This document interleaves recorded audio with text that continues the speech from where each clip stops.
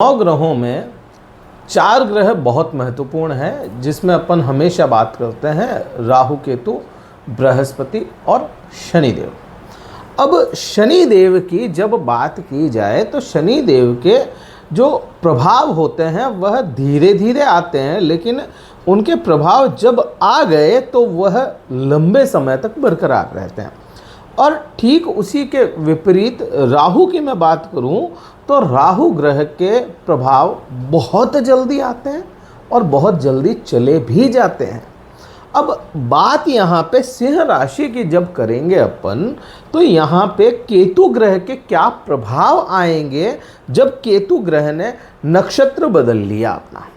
22 जुलाई को केतु ग्रह नक्षत्र बदल रहे हैं और जिस नक्षत्र में जा रहे हैं वहाँ से प्रभाव लेकर के आएंगे। बात केवल राशियों की अपन हमेशा करते हैं और नक्षत्रों को छोड़ देते हैं, लेकिन ये कभी नहीं भूलना चाहिए कि नक्षत्र ही मिल करके राशियां बनाते हैं। नमस्कार मित्रों, मैं भानु प्रकाश शर्मा, एस्ट्रो भानु शर्मा चैनल में आपका हार्दिक अभिनंदन करता हूँ। सिंह राशि जिसको ढैया चल रही है, अष्टम भाव की ढैया है और सिंह राशि वाले जातकों पे अष्टम भाव की ढैया के प्रभाव भी आने बेशक शुरू हो गए होंगे। यह सिंह राशि की जो ढैया है यह आपके कर्म क्षेत्र पे प्रभाव ला रही होगी, यही आपके वाणी और धन पे प्रभाव ला रही होगी और यही आपके प्रेम संबंध, संतान और कहीं ना कहीं विद्यार्थियों में शिक्षा पर भी प्रभाव ला रही होगी। इसके प्रभाव बड़े होते हैं साढ़े साथी और ढैया के। मैं अगर कहूँ साढ़े साथी से भी विकराल रूप कई बार ढैया का देखा गया है। बात केतु ग्रह की करें, क्यों आग में घी का कार्य कर रहे हैं केतु। यहाँ पे किसी प्रकार से डरना या घबराने की ज़रूरत नहीं है। यहाँ पे समझने की ज़रूरत है कि कैसे किसी ग्रह के बुरे प्रभावों से बचा भी जा सकता है, उसी के आप समर्पित हो जाएं तो। अब केतु ग्रह जो डिटैचमेंट का कारक है, सेपरेशन का कारक है, मुक्ति का कारक है, विरक्ति का कारक है, चीज़ों को त्याग देना केतु का कार्य है। केतु जैसा दिखाता है वैसा होता नहीं है। केतु रहस्यों से जुड़ा है। अगर कोई ग्रह रहस्यों से जुड़ा है उसके लिए अपन कहते हैं कि राहु रहस्यों से जुड़ा है, लेकिन नहीं, राहु तो है, उससे भी अधिक कोई रहस्यमयी ग्रह है तो वह केतु ग्रह है। और रहस्यों के भाव अष्टम भाव में आपके शनिदेव भी बैठे हैं। यहाँ पे मैं केवल केतु की अगर बात करूं तो केतु जब लग्न में या राशि में विराजमान होता है, ऐसा इंसान हमेशा खुद से ही विरक्त होना शुरू हो जाता है। खुद से विरक्ति आनी शुरू हो जाती है, खुद से परेशान होना शुरू हो जाता है। इरिटेशन दुनिया से ना होकर के खुद से ही आने लग जाए, और ये प्रभाव आप देख रहे होंगे कुछ दिनों से। अब यह जो जिस नक्षत्र में परिवर्तन किए हैं उसकी अगर बात करें, पूर्वा फाल्गुनी नक्षत्र, सिंह राशि में ही पूर्वा फाल्गुनी नक्षत्र आता है और इसके स्वामी, इसके कौन होते हैं इस नक्षत्र के स्वामी? शुक्र ग्रह। शुक्र ग्रह की स्थिति अगर देखोगे तो शुक्र ग्रह आपके लिए क्या है? कर्म क्षेत्र के स्वामी हैं, आपके लिए पराक्रम के स्वामी हैं। मीन्स यहाँ पे शुक्र ग्रह बुरे तो नहीं है आपके लिए, शत्रु नहीं है तो मित्र भी नहीं है। यहाँ पे मैं बात करूं क्योंकि कर्म क्षेत्र के स्वामी है यह, और उसी के नक्षत्र में जब चले जाएंगे तो कर्म क्षेत्र, पराक्रम क्षेत्र और आपके खुद के भाव जहाँ पे यह केतु विराजमान है, जहाँ इनकी दृष्टियाँ, सभी जगह पे इम्पैक्ट आएगा इसका। केतु योग है, केतु आध्यात्म है, केतु मुक्त या विरक्ति है या संन्यास है। और शुक्र ग्रह क्या है? शुक्र ग्रह ऐश्वर्य है, शुक्र ग्रह धन है और शुक्र ग्रह ही आपका उसको क्या कहेंगे, संसर्ग है। जो यौन आप करते हैं उसकी क्रियाओं को भी शुक्र ही आगे करता है।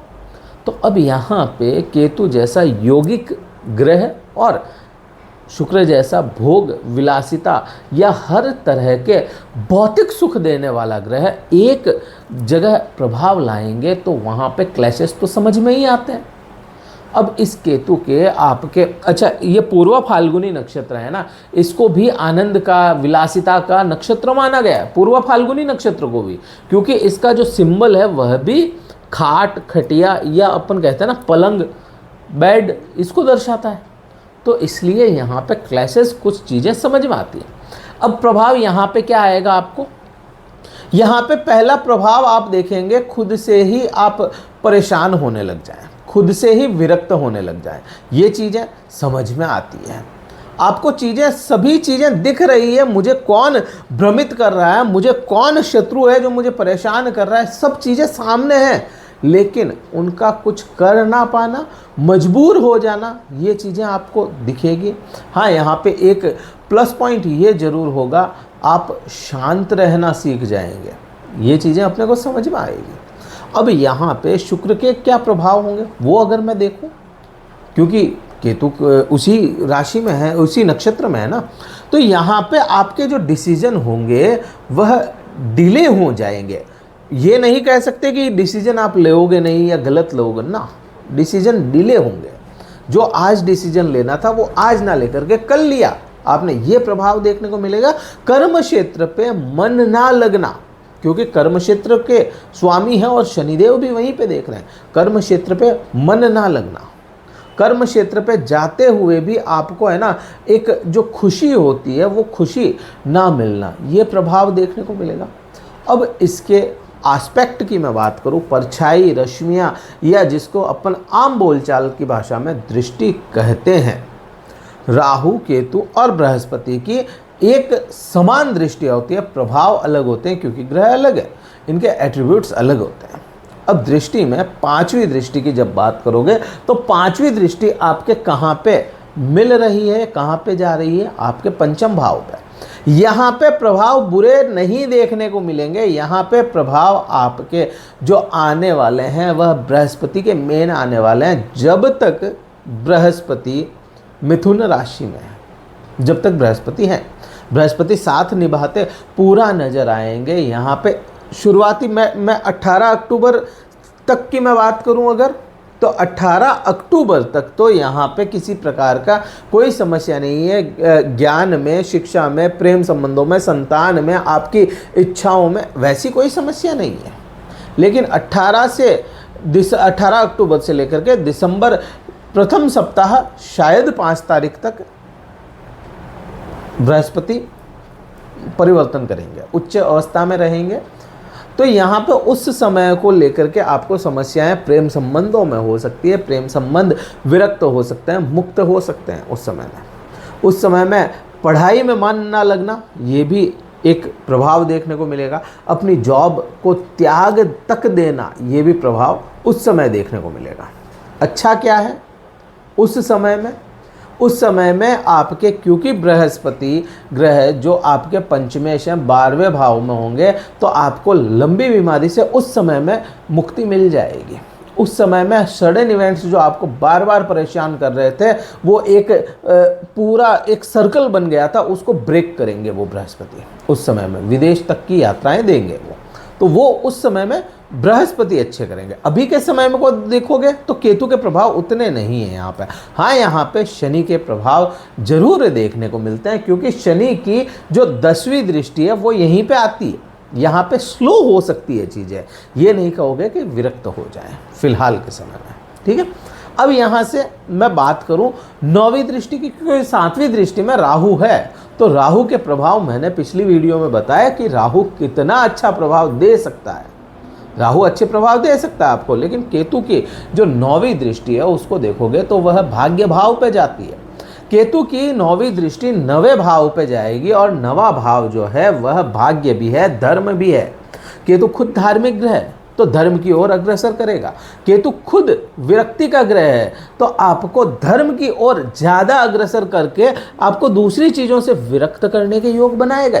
ये चीज़ें तो बनती है।